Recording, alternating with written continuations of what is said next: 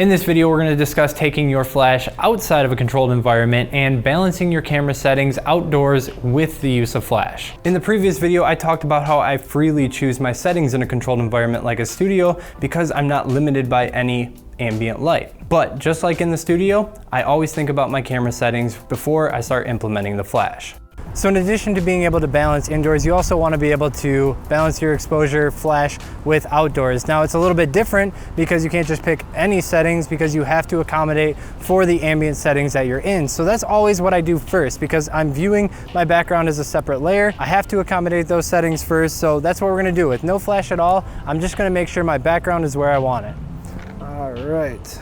So if I were to properly expose, I'd have to use 1/250th of a second, f2.5 and ISO 100. But I want my background to be just a little bit darker. So I'm gonna go 1/250th of a second, f3.2 and ISO 100. So once I got my ambient settings and I have my flash in the position that I want, which is gonna be right about here, now I can find out my flash power. So I'm gonna start just like I do in studio at 1/16th and see where that gets me.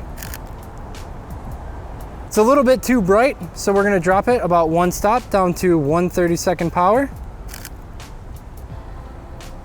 And that looks really good. Now I have a little bit of control here. I can make the background darker or brighter here. So let's say I want the background to be even darker than it currently is. I'm gonna drop the exposure another stop, 1/250th of a second, f4, ISO 100. And that means I'm going to have to increase my flash a full stop to still get the same light on my subject. And now my background is even darker, and we can keep on pushing this further. I'm gonna go up 2 more stops so that my background is almost completely black. And I'm gonna bring my flash up 2 stops all the way up to 1/4 power. And you can see as I do this, my subject stays exactly the same. She's just as bright as she was in the properly exposed image, but the only difference is that the background is almost completely pitch black now.